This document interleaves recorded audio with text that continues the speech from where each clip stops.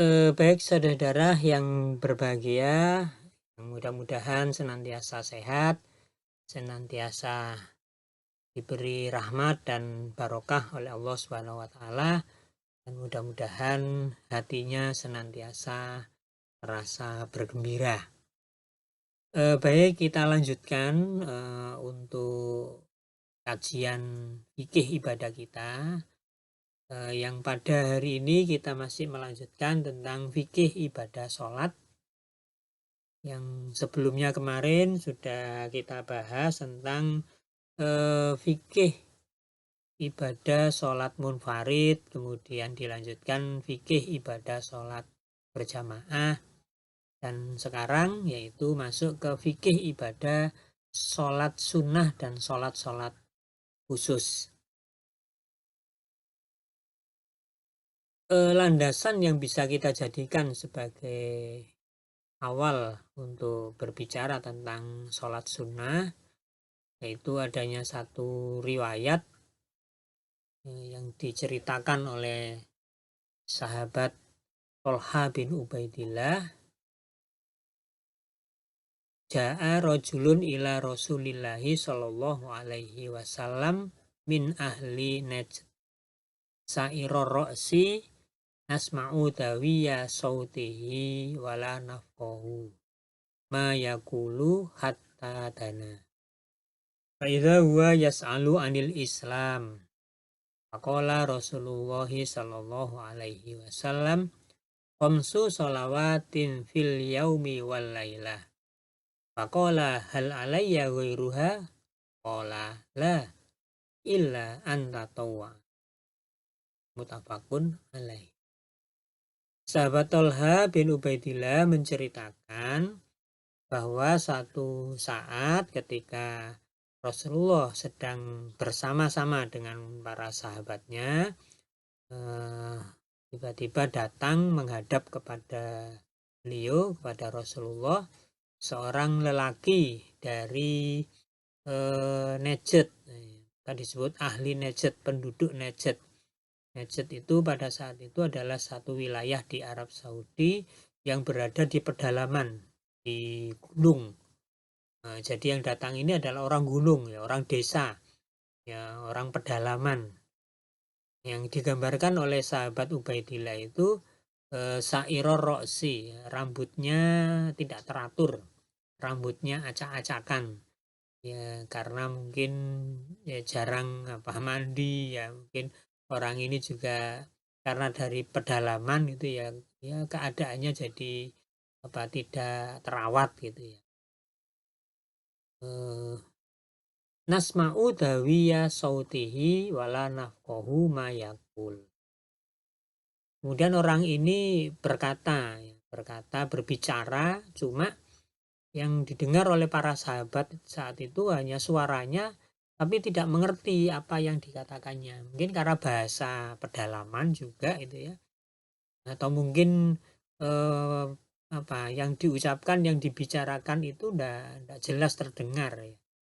Sehingga tidak dipahami, tidak dimengerti oleh para sahabat. Nah, kemudian hatta dana, sehingga orang itu kemudian mendekat kepada Rasulullah SAW dan faida huwa yas'alu anil Islam. Kemudian dia bertanya kepada Rasulullah SAW tentang Islam. Nah, apa Islam itu ya Rasulullah gitu ya. Dia tanya tentang Islam. Maka faqala Rasulullah SAW, maka Rasulullah SAW kemudian menjawab pertanyaan orang Najd itu. Ya, Islam itu khamsu sholawatin fil yaumi wal lailah. Nah, jawaban Rasulullah, Islam itu adalah bila engkau sholat 5 waktu dalam sehari semalam. Jadi penekanan Rasulullah di sini ya, Islam itu adalah sholat sehari semalam 5 waktu. Mengapa demikian? Karena orang yang bertanya ini orang yang belum sholat. Makanya ketika dia tanya tentang Islam itu apa ya Rasul? Ya dijawab oleh Rasulullah, Islam itu kalau kamu sholat 5 waktu dalam sehari semalam. Ya. Kemudian orang ini penasaran, ya hal alayya ghairuha, bertanya kembali pada Rasulullah, apa tidak ada yang lain kewajiban yang harus aku lakukan selain sholat 5 waktu dalam sehari semalam itu. Dengan gaya sekali ya orang orang apa itu ahli nejet ini. Wong sholat 5 waktu sehari semalam aja masih banyak yang bolong-bolong, masih banyak yang kadang sholat kadang tidak. Ini terus bertanya, apa nggak ada yang lain lagi kewajiban bagi kami selain itu, kok cuma hanya 5 waktu sehari semalam. Maka jawaban Rasulullah, qala la, kata Rasulullah, tidak ada lagi, ya, sudah tidak ada lagi, illa antatowa, kecuali engkau mau melaksanakan sholat tatawu. Apa yang dimaksud dengan sholat tatawu? Yaitu sholat sunnah tambahan sesuai dengan kemampuan yang ada pada diri.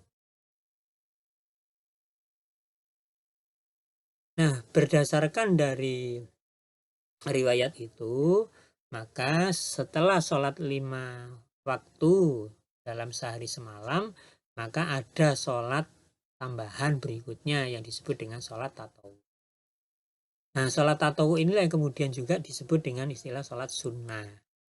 Jadi sholat sunnah itu adalah sholat yang jika dikerjakan akan mendatangkan pahala atau keutamaan. Jika tidak dikerjakan maka seseorang tidak mendapatkan keutamaan dan juga tidak mendapatkan dosa, tidak mendapatkan apa-apa gitu. Ya, jadi dia rugi ya, nggak mendapatkan keutamaan. Tapi dia juga nggak untung ya karena nggak mendapatkan keutamaan, tapi dia nggak rugi karena nggak mendapatkan dosa. Nah, sholat sunnah ini tadi dalam riwayat tadi ada kalanya disebut sebagai sholat nafilah atau sholat tatawu tadi. Apa yang dimaksud dengan sholat nafilah? Sholat nafilah itu sholat tambahan. Ya. Jadi sholat tersebut sifatnya adalah tambahan untuk melengkapi sholat fardu yang tadi 5 waktu tadi. Kata orang ahli najet tadi itu, kok cuma 5 nggak ada yang lain apa kewajiban? Maka ini untuk melengkapi. Jadi untuk melengkapi sholat fardu maka disebut sebagai sholat tambahan, sholat nafilah. Nah, disebut sholat tatawu artinya sholat tersebut dikerjakan sesuai dengan daya kemampuan seseorang sehingga ya tidak ada unsur keterpaksaan. Jadi sholat tatawu itu kalau kita kerjakan ya sesuai kadar kemampuan kita. Kalau kita mampu mengerjakannya ya silakan dikerjakan. Kalau tidak mampu ya sudah, tidak apa-apa, tidak dikerjakan. Tapi jangan sampai kita yang sebenarnya itu mampu kemudian merasa tidak mampu. Sehingga akhirnya kemudian tidak mengerjakannya. Nah itu kan menipu dirinya sendiri ya. Padahal diri sebenarnya dia mampu melakukan itu. Cuma karena malas, karena mungkin ya nggak suka, nah, akhirnya nggak dikerjakan. Padahal mampu. Inilah yang harus menjadi perhatian kita ya. Jadi sholat tatawu itu sholat yang dikerjakan sesuai dengan daya kemampuan seseorang sehingga tidak ada unsur keterpaksaan. Kerjakanlah dengan kemampuan kita. Semampu yang kita bisa untuk mengerjakan. Adapun macam-macam dari sholat sunnah atau sholat nafilah atau sholat tatawu tadi ini bisa kita lihat secara garis besarnya terbagi menjadi 2. Yang pertama yaitu sholat sunnah rawatib, kemudian yang kedua yaitu sholat sunnah nawafil. Nah, mari kita lihat yang pertama yaitu sholat sunnah rawatib. Yaitu sholat sunnah yang dikerjakan untuk mengiringi sholat fardu. Jadi sholat sunnah rawatib itu adalah sholat sunnah sholat nafilah, sholat tatawu yang dikerjakan untuk menjadi pendamping, ya, menjadi tambahan itu dari sholat fardu. Dan sholat ini mengiringi sholat fardu. Nah, sholat sunnah rawatib sendiri, sholat yang mengiringi sholat fardu, sholat sunnah yang mengiringi sholat fardu itu terdiri dari dua macam.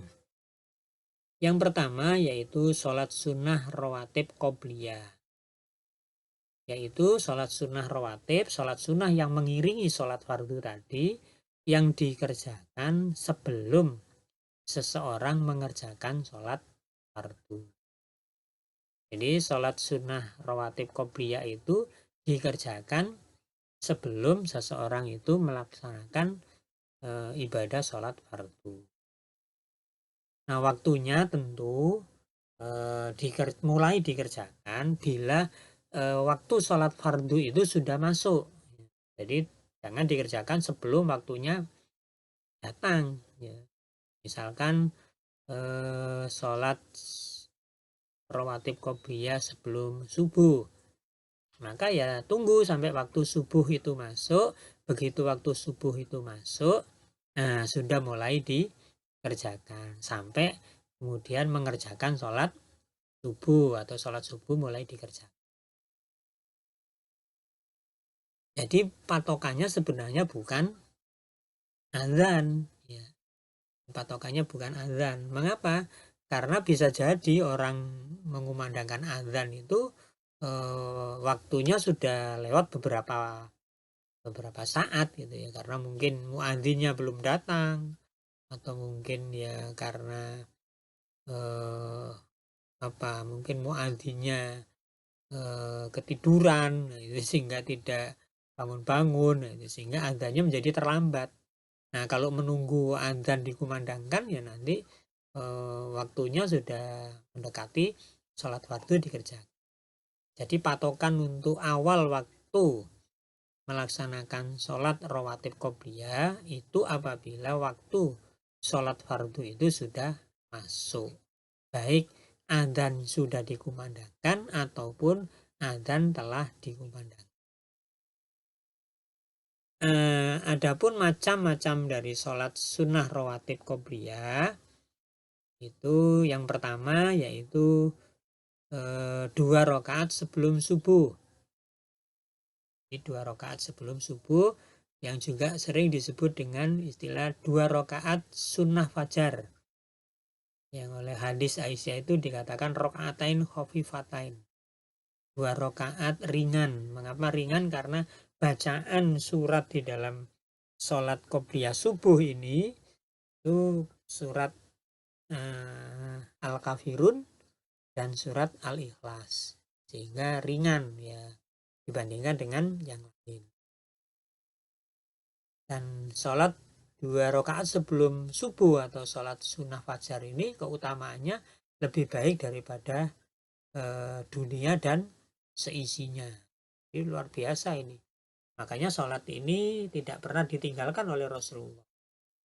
Ya, sholat 2 rakaat sebelum subuh ini. Kemudian yang kedua yaitu 2 rakaat atau 4 rakaat sebelum duhur. Jadi sebelum kita melaksanakan sholat duhur, nah itu kita melaksanakan 2 rakaat atau 4 rakaat qobliyah duhur sebelum duhur. Jadi boleh 2 rakaat boleh, 4 rakaat boleh. Ya. Kalau 4 rakaat bagaimana caranya? Boleh 2 rakaat salam, 2 rakaat salam. Boleh juga langsung 4 rakaat. Jadi yang penting jumlahnya 4 rakaat. Kemudian yang ketiga yaitu 2 rakaat sebelum asar. Ya. Kemudian yang keempat yaitu 2 rakaat sebelum maghrib. Nah, dari 4 macam sholat rawatib qobliyah ini yang muakkad itu yang sangat diutamakan dan Rasulullah hampir tidak pernah meninggalkannya, itu adalah 2 rakaat sebelum subuh dan 2 rakaat atau 4 rakaat sebelum zuhur. Nah, yang 2 rakaat sebelum asar dan 2 rakaat sebelum maghrib itu ada kalanya Rasulullah mengerjakan, ada kalanya tidak, maka tidak disebut sebagai yang muakkad, yang sangat utama gitu ya. Nah, maka sholat sunnah rawatib qobliyah ini ada yang utama yang artinya rutin dikerjakan Rasulullah, tapi ada yang biasa ya, sunnah biasa, sehingga kadang dikerjakan kadang tidak. Kemudian yang kedua yaitu sholat sunnah rawatib ba'diyah, yaitu sholat sunnah rawatib yang dikerjakan sesudah seseorang mengerjakan sholat fardu. Nah, jadi sesudah. Nah, kalau tadi sebelum, ini sesudahnya. Nah, berarti kapan mulai dikerjakan? Ya kalau sudah selesai mengerjakan sholat fardu. Nah, sampai kapan batas waktunya? Ini memang tidak disebutkan, berarti sampai datang waktu sholat fardu berikutnya. Nah, tapi lebih afdolnya kalau dikerjakan, ya begitu selesai mengerjakan sholat fardu, kemudian dilanjutkan dengan mengerjakan sholat sunnah rawatib ba'diyah, sehingga jedanya tidak terlalu lama gitu. Jedanya tidak terlalu lama. Adapun macam-macamnya yaitu 1, 2 rakaat atau 4 rakaat sesudah duhur. Nah, kemudian yang kedua 2 rakaat sesudah maghrib. Kemudian 3, 2 rakaat atau 4 rakaat sesudah isya. Dan yang keempat, hanya 3 ya, 3 macam ini. Nah, dari 3 macam sholat rawatib ba'diyah ini, ketiga-tiganya itu merupakan sholat sunnah rawatib ba'diyah yang muakkad. Artinya ini senantiasa dikerjakan oleh Rasulullah. Nah, ini sholat sunnah rawatib ba'diyah. Nah, dengan demikian, jika dijumlah secara keseluruhan, total rokaat sholat sunnah rawatib yang sempurna itu minimal 10 atau 12 rokaat, ini yang muakkad ya. 10 atau 12 rokaat inilah yang muakkad, yaitu 2 rokaat sebelum subuh, 2 rokaat sebelum duhur, 2 rokaat sesudah duhur, 2 rokaat sesudah maghrib, dan 2 rokaat sesudah isya. Nah, ini yang muakkad 10 rokaat yang tidak pernah ditinggalkan oleh Rasul. Dan maksimal adalah 20 rokaat. Nah, bersama dengan yang ghairu muakkad atau yang biasa tadi, dan ditambahi dengan ada yang 4 rokaat, 4. Nah, tinggal kita mau milih mana. Kalau milih yang muakkad ya silakan 10 atau 12 rokaat itu dalam sehari semalam tambahan. Atau kalau ingin lebih banyak lagi ya boleh sampai 20 rokaat dalam sehari semalam. Inilah sholat sunnah rawatib, sholat sunnah yang mengiringi sholat fardu, baik yang qobliyah maupun yang ba'diyah.